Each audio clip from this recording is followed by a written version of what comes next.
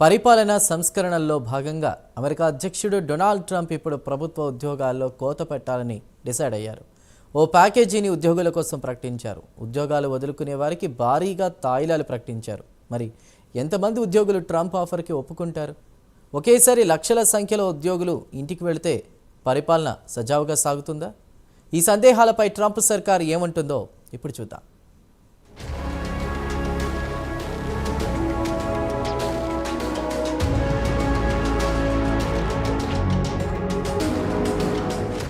అమెరికాలో ప్రభుత్వ ఉద్యోగుల సంఖ్యను ఎలాగైనా తగ్గించాలని ట్రంప్ సర్కార్ లక్ష్యంగా పెట్టుకుంది. దీనికి అనుగుణంగా బైఅవుట్ ప్యాకేజీని ప్రకటించింది. దీని ప్రకారం స్వచ్ఛందంగా ఉద్యోగాలను వదులుకునే ఉద్యోగులకు 8 నెలల జీతం ఇస్తామని ట్రంప్ సర్కార్ ఆఫర్ ఇచ్చింది. ఫిబ్రవరి 6వ తేదీలోపు ఓ నిర్ణయానికి రావాలని ఉద్యోగులకు ట్రంప్ సర్కార్ సూచించింది. 20 లక్షల మంది ఉద్యోగులకు ఈమెయిల్ వెళ్లింది.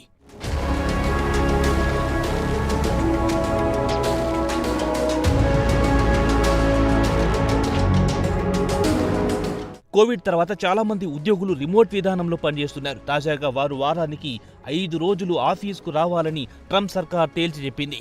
ఈ కార్యాలయాల్లో విధులకు హాజరు కావడం ఇష్టం లేని ఉద్యోగులు దీనిని ఎంచుకోవచ్చని చెబుతున్నారు. 20 లక్షల ఉద్యోగుల్లో కనీసం 10 నుంచి 15% మంది బైఅవుట్ ప్యాకేజీని ఎంచుకోవచ్చని అనుకుంటున్నారు.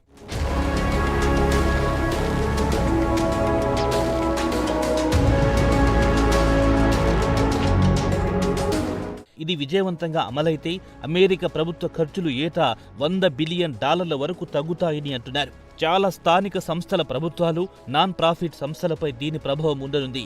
గతేడాది చివరికి అమెరికాలో దాదాపు 30 లక్షల మంది ప్రభుత్వ ఉద్యోగులున్నట్లు లెక్క తేలింది. దేశం మొత్తం ఉద్యోగుల్లో ఇది 1.9% సమానం. ప్యూ రీసెర్చ్ సెంటర్ లెక్కల ప్రకారం ఒక్కో ప్రభుత్వ ఉద్యోగి సగటు 12 ఏళ్ల పాటు పనిచేస్తాడు. తాజాగా ట్రంప్ ఆఫర్ను కొద్ది శాతం మంది ఆమోదించినా అది ప్రభుత్వ పాలన, ఆర్థిక వ్యవస్థపై ప్రతికూల ప్రభావం చూపుతుంది.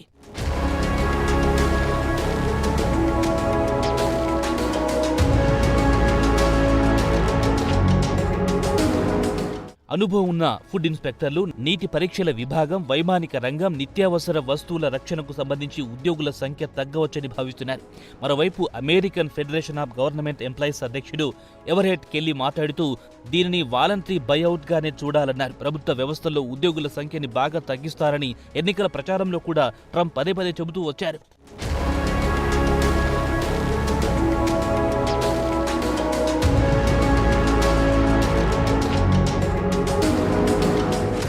పరిపాలన సంస్కరణలు తేవడానికి డోజ్ పేరిట ఓ ప్రత్యేక విభాగాన్ని ట్రంప్ ఏర్పాటు చేశారు.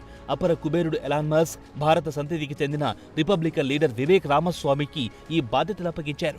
టాస్క్ పూర్తయిన తర్వాత వివేక్ రామస్వామి తన బాధ్యతల నుంచి తప్పుకున్నారు. మరోపక్క చిన్న పిల్లలకు లింగ మార్పిడి శస్త్రచికిత్సలను నిషేధిస్తూ అధ్యక్షుడు ట్రంప్ మరో ఆర్డర్ను జారీ చేశారు. 19 ఏళ్లలోపు పిల్లలకు లైంగిక మార్పిడి సర్జరీలు చేయడం నేరమని ట్రంప్ చెప్పారు.